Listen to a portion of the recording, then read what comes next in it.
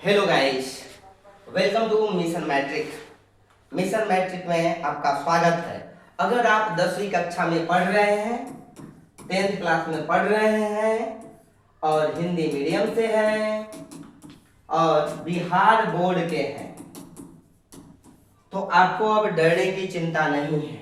सब कुछ फ्री में मिलने वाला है मिशन मैट्रिक में। आपको पूरे सब्जेक्ट की तैयारी होने वाली है। मैथ में स्पेशली कहें तो अगर आपको कुछ भी नहीं आ रहा है, केवल गिनती आ रही है, तो आप मिशन मैट्रिक ज्वाइन कर सकते हैं। इसके अलावा सब चीज आसानी से आप सीख लीजिएगा और आसानी से क्वेश्चन कर जाइएगा। मैक्सिमम नंबर आप अटेम्प्ट कर सकते हैं। यदि बिल्कुल भी नहीं आ रहा है, तब आ रहा है तो और अच्छी बात है, जल्दी जल्दी बढ़ेंगे।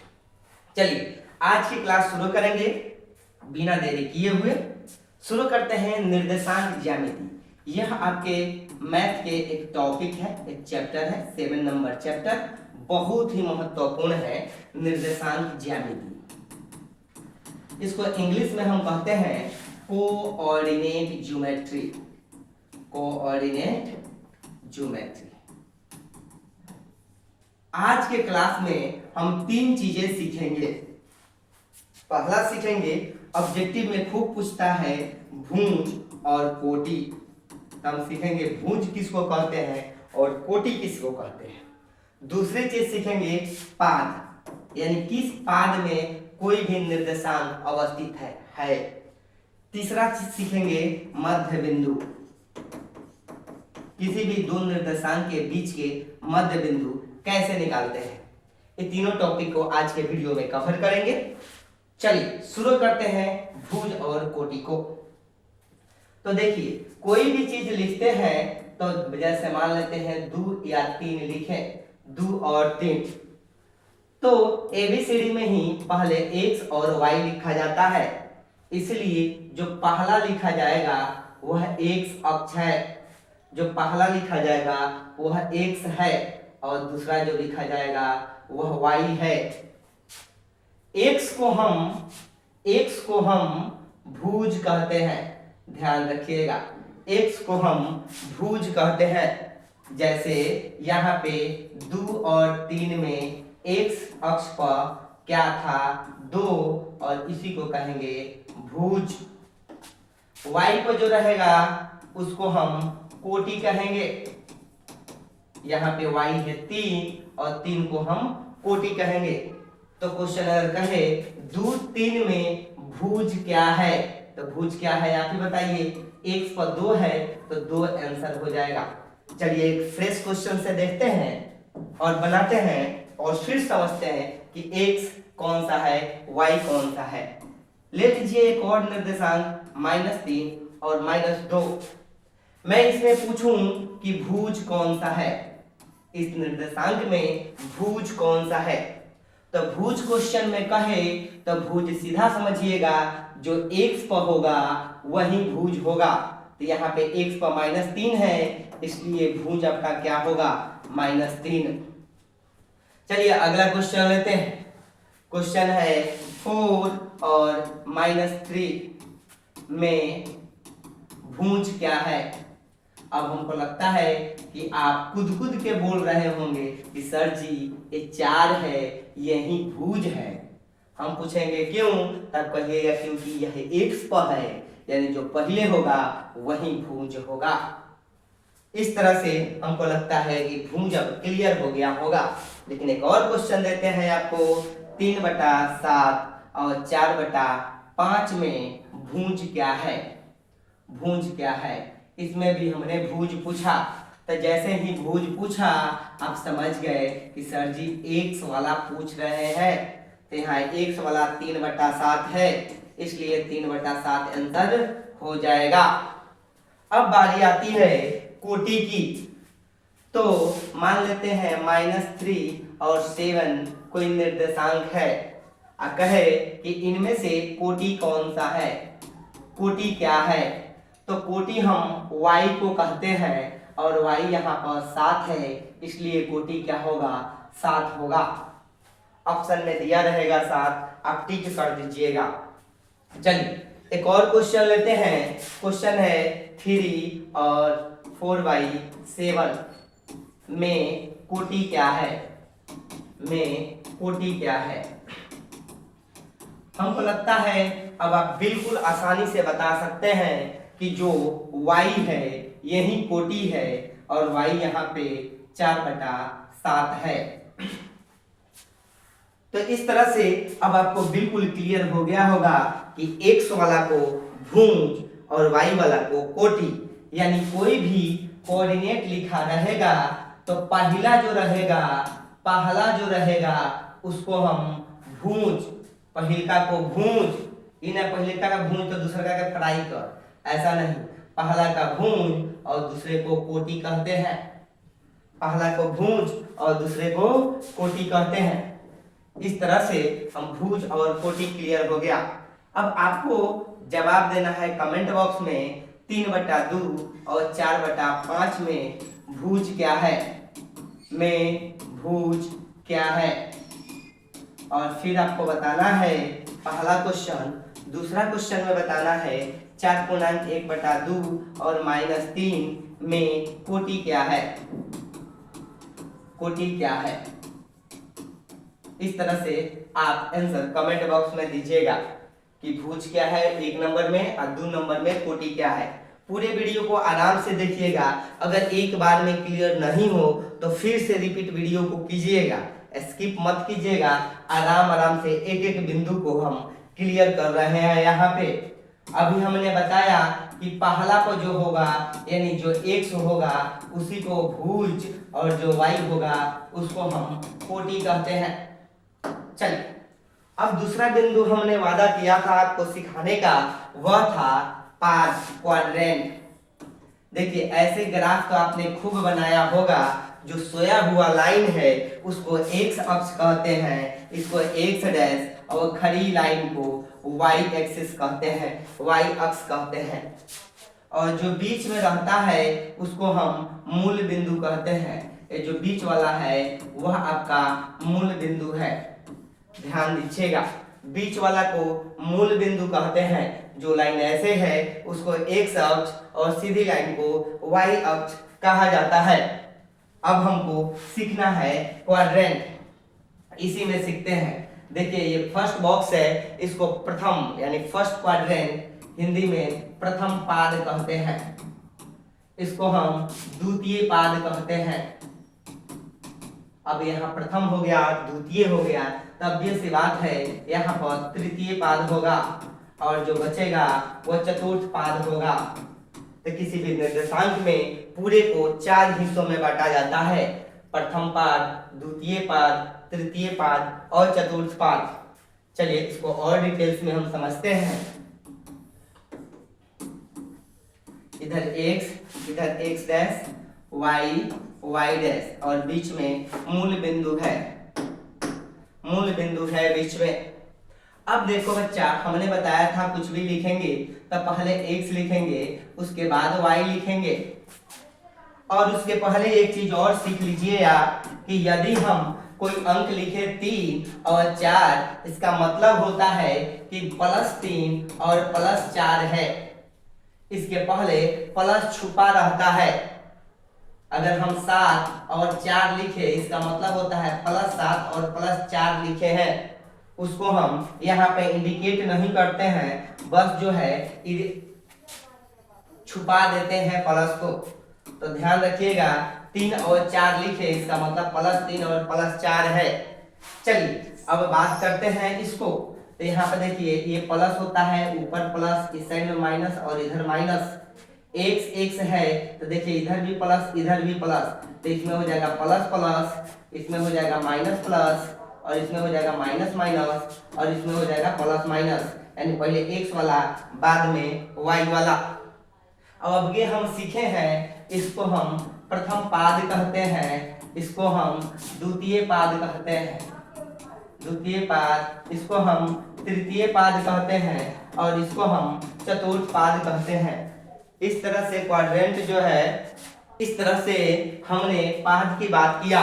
पहले वाला में प्रथम पाद, ये वाला द्वितीय पाद, और ये तृतीय पाद, और लास्ट वाला चतुर्थ पाद है। तो एक चीज यहाँ पे क्लियर हो गया यानी प्लस प्लस प्लस प्लस प्रथम पाद में होगा, दूसरे में माइनस प्लस द्वितीय पाद होगा, और माइनस माइनस तृतीय पाद होगा, और प्लस माइनस चतुर्थ पाद होगा। एकदम ध्यान रखना, पहला में प्लस प्लस, दूसरा में माइनस प्लस, माइनस माइनस तीसरा में, प्लस माइनस चौथा में। चलिए इस क्रक्स को देखते हैं, एक जगह बटोर देते हैं। जोड़ जोड़ प्रथम पाद, जोड़ जोड़ प्रथम पाद, दूसरा में घटाओ जोड़ द्वितीय पाद, तीसरा में माइनस माइनस तृतीय पाद, चौथा में प्लस माइनस चतुर्थ पाद। इस तरह से आपका जो है ये पूरे पॉइंट्स हो गए जिसको आपको याद रखने हैं। इतना ध्यान रखना बस, इसके बाद सारे पाद का क्वेश्चन बन जाएंगे। अब देखो सिंपल सा क्वेश्चन पूछता है 3 और -2 किस चतुर्थांश में है, चतुर्थांश में है। अब बताओ बच्चों, एक चीज ध्यान रखना, आज के बाद कभी मत भूलना कि हम पूरे अंक को नहीं देखते कि अंक क्या है। पाद निकालने के लिए, चतुर्थांश निकालने के लिए, क्वाड्रेंट निकालने के लिए हम बिल्कुल नहीं देखते हैं या 3 है कि 13 है। हम यह देखते हैं कि उसके पहले चिन्ह कौन है। हम क्या देखेंगे कि उसके पहले चिन्ह क्या है। तो देखो यहाँ पर 3 के पहले, यानी 3 के पहले प्लस छुपा हुआ है और 2 के पहले माइनस है, यानी हमको मिला क्या, प्लस और माइनस। इससे बिल्कुल मतलब नहीं है कि 3 है कि 13 है। तो यहाँ पे प्लस माइनस हो गया और प्लस माइनस हम यहाँ खोजेंगे तो चौथा पाद में है, तो हम इसका लिख देंगे चतुर्थ पाद, चतुर्थ पाद लिख देंगे, सिंपल सा। चलिए अगला क्वेश्चन बनाते हैं। अगला क्वेश्चन में है कि आपको 3, -3 और -4 बताना है किस चतुर्थांश में है, किस चतुर्थांश में है, किस चतुर्थांश में है या किस पाद में है, किस पाद में है, ऐसे भी क्वेश्चन आएगा। तो बताइए यहाँ पे हम क्या देखेंगे, केवल साइन देखेंगे। यहाँ पे माइनस है और माइनस है, यहाँ माइनस देखेंगे, माइनस देखेंगे, नंबर नहीं देखेंगे। और जब माइनस माइनस होता है तो हम बताए थे तृतीय में होता है, तृतीय पाद में होता है। तो जो भी होगा इसको स्क्रीनशॉट ले लीजिएगा, इसको स्क्रीनशॉट ले लीजिएगा ताकि आपको इसको पहचानने में दिक्कत ना होगा। हालांकि पीडीएफ भी मैं शेयर कर दूंगा। अब बताइए अगला क्वेश्चन फिर मैं दे रहा हूं, आपको बनाने हैं। क्वेश्चन मैं दे रहा हूं 7 और -7 किस चतुर्थांश में है, किस चतुर्थांश में है। देखो बच्चा फिर से वही क्वेश्चन आ गया। यहाँ पे आपको देखना है कि चिन्ह क्या है, तो प्लस छुपा हुआ है और दूसरा में माइनस है। अंक से मतलब ही नहीं है क्या है, तो प्लस और माइनस, प्लस और माइनस चतुर्थ में होता है, चतुर्थ पाद में होता है। चलिए एक और क्वेश्चन लेते हैं। क्वेश्चन है 7, -7 और 7/2, -7 और 7/2 किस चतुर्थांश में है, किस चतुर्थांश में है।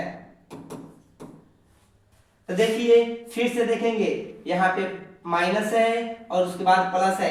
अंक से कोई मतलब नहीं है, केवल चिन्ह देखना है। तो चिन्ह हमने देखा था, यहाँ माइनस है, यहाँ प्लस छुपा हुआ है और माइनस और प्लस यह आता है द्वितीय पाद में, द्वितीय पाद में, इसलिए हो गया द्वितीय पाद। चलिए 2 चीजें हम लोगों ने पढ़ लिया। अब इन दोनों चीजों को एक बार क्विक रिवीजन कर लेते हैं, फिर चलते हैं मध्य बिंदु पर। रिवीजन के लिए पहले देखिए, पहले हमने जब शुरू किया था तो कोटि और भुज बताया था। मैंने बताया था कि 2-3 कोई चीज हो तो एक्स वाला पहला होता है और पहला को हम भुज कहते हैं। और दूसरा जो होता है y होता है, y को हम कोटि कहते हैं। यानी कोई भी निर्देशांक दिया रहे, कोऑर्डिनेट दिया रहे, तब पहल का जो होता है उसको भुज कहते हैं और x होता है वो, दूसरा को y यानी कोटि कहते हैं।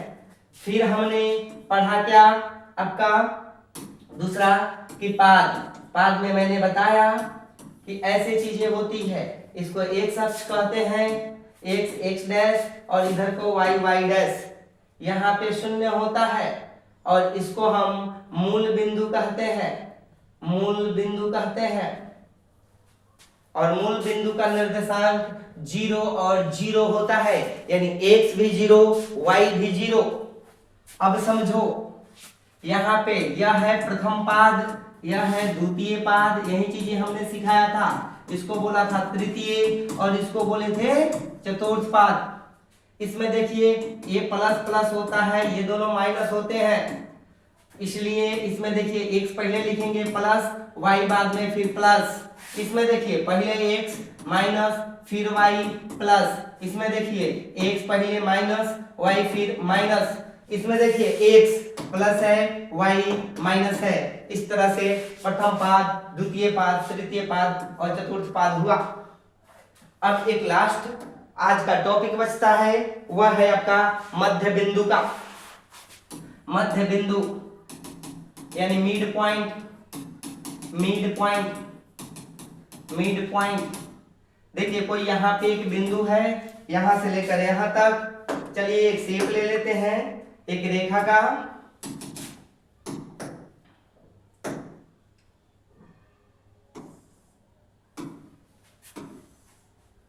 चलिए मैंने एक रेखा ले लिया, रेखा लेने के बाद यहाँ पे कोई पॉइंट 3 और 4 रख दिए, यहाँ पे 5 और 6 रख दिए, और फिर इसमें इसको ए पॉइंट और इसको बी पॉइंट मान लिए। बीच में के जो मध्य बिंदु है वो सी पॉइंट है और इसका अक्ष मान लेते हैं x और y है। आपको यह निकालना है कि x क्या होगा और y क्या होगा। तो फॉर्मूला होता है x बराबर x1 plus x2 by 2, y बराबर y1 प्लस y2 बटा 2। अब आप सिंपली आप x और y की वैल्यू कैलकुलेट कर सकते हैं। x निकालना होगा तो आप लिखिएगा x1 plus x2 by 2। x1 देखिए बेटा यहाँ पे पहले का होता है, उसको x1 और इसको y1 कहते हैं। दूसरा वाला को x2 और इसको y2 कहते हैं। तो x1 कितना हो गया 3, यहाँ x2 कितना है 5 बटा 2, 3 गो 5 गो 8 गो बटा 2 4 आ गया। x आपका कितना आ गया 4। अब आपको निकालना है y बराबर होता है ऐसा ही y1 प्लस y2 बटा 2। y1 है आपका 4 और y2 है आपका 6 बटा 2, 6 4 10 बटा 2 कट के हो गया 5। इस तरह से आपका ये बीच वाला का कोऑर्डिनेट हो जाएगा 4 और 5। हमको लगता है बात समझ गए होंगे, नहीं समझे होंगे तो ऑब्जेक्टिव कैसे इसका बनाएंगे उसको हम देखते हैं और आसानी से वहां पे समझ में आएगा। चलिए फिर से हम एक लाइन लेते हैं, एक लाइन ले लिए। अब इसका कुछ पॉइंट्स ले लेते हैं, मान लेते हैं 2 है और 3 है, 4 है और 7 है। हमको मध्य बिंदु निकालना है, इसको बी पॉइंट, इसको सी एक्स वाई मान लीजिए। मध्य बिंदु निकालना है तो बच्चों सीधे या तो मध्य बिंदु का फॉर्मूला लगाना, 2 नंबर में पूछेगा तो 2 नंबर में पूछेगा तो आप लगाना x बराबर x1 प्लस x2 बटा 2 और y बराबर लिखना y1 plus y2 plus 2 by 2, ऐसे करके समझे। x बराबर x1 प्लस x2 बटा 2 और y बराबर y1 प्लस y2 बटा 2। लेकिन अगर हमें ऑब्जेक्टिव 1 नंबर में पूछेगा तो 1 नंबर के लिए इतना मेहनत थोड़े करेंगे। 1 नंबर के लिए क्या करेंगे, ध्यान देना, एकदम ध्यान से समझना। पहिलका में पहिलका के जोड़ के अधिया देंगे तो 2 गो और 4 गो 6 गो और 6 के अधिया 3। और y निकालने के लिए दूसरका के जोड़ के अधिया देंगे तो 3 गो और 4 गो 7 गो, 7 के अधिया 7 और 3 10, 10 के अधिया 5, तो ये हो जाएगा 5 आंसर। चलो फिर से दूसरा एक और क्वेश्चन करते हैं, जिसमें हम फिर से समझेंगे कि हो कैसे रहा है। देखिए फिर से एक लाइन ले लिए, इसका हम ले लेते हैं 3 और 11, इसको ले लेते हैं 13 और 13। अब इसका मध्य बिंदु अपन को निकालना है। तो मध्य बिंदु निकालने के लिए हमने बताया, क्या बताया याद कीजिए, मैंने ये बताया कि पहला में क्या बताया, पहला को जोड़ के अधिया देंगे। तो यहाँ है 3, यहाँ है 13, 3 13 16, 16 का दिया 8, फिर 11 गो और 13 गो 24, 24 का दिया 12। यानी पहिल का जोड़ के अधिया देंगे, दूसर का जोड़ के अधिया देंगे, मध्य बिंदु आएगा। चलिए एक और क्वेश्चन हम देते हैं आपको, और आपको इसका आंसर कमेंट बॉक्स में बताना है। ये है, ये 3 है और 17 है, यहाँ पे है B, और ये जो है 7 है और 11 है। आपका मध्य बिंदु निकालना है। 1 नंबर में क्वेश्चन पूछा है कि 3,7 और 7,11 का मध्य बिंदु क्या होगा। तो आपको मैंने क्या सिखाया, पहिला को जोड़ दीजिए। तो 3 गो, चलिए कलर चेंज कर लेते हैं। तो यहाँ है 3, यहाँ है 3, यहाँ है 7, 7 3 10, 10 के अधिया 5, जोड़ के अधिया लेना है। ये है 17 और ये है 11, 17 11 28, 28 के अधिया 14 हो गया आंसर। अब एक और क्वेश्चन देते हैं आपको, पहले देख लीजिएगा क्या किए थे। पहला में पहला को जोड़ के अधिया दिए हैं, दूसरा में दूसरा को जोड़ के अधिया दिए हैं। अगला क्वेश्चन हम दे रहे हैं, आपको बताना है कमेंट बॉक्स में कि इसका मध्य बिंदु क्या होगा। पॉइंट्स है आपका, ले लीजिए 11 12, पॉइंट्स ले लीजिए 13 14। इसका मध्य बिंदु बताना है आपको, मध्य बिंदु इसको कमेंट बॉक्स में बताना है। और बताइए आपको ये वीडियो कैसी लगी। अगर अच्छी लगी है तो सबको शेयर कीजिए, इससे और भी बेटर वीडियो कराए जाएंगे। इसके साथ ही आपको प्रैक्टिस कराया जाएगा, प्रतिदिन पीडीएफ वगैरह भी शेयर किया जाएगा। यदि ऐसे ही वीडियो चाहिए और पीडीएफ चाहिए तो इसके नीचे कमेंट बॉक्स में इसका आंसर दीजिएगा, उसके बाद यस लिखिएगा। तो अगली बार से हम इसका पीडीएफ भी आपको शेयर कर देंगे। तब तक के लिए आप इसको रिवीजन करते रहिए। धन्यवाद। और ऐसा ही वीडियो चाहिए आपको तो इसको सब्सक्राइब कर लीजिएगा। प्रतिदिन आपको वीडियो मिलेगा नया नया, और पूरा मैथ A to Z हम यहाँ पे समझाने वाले हैं।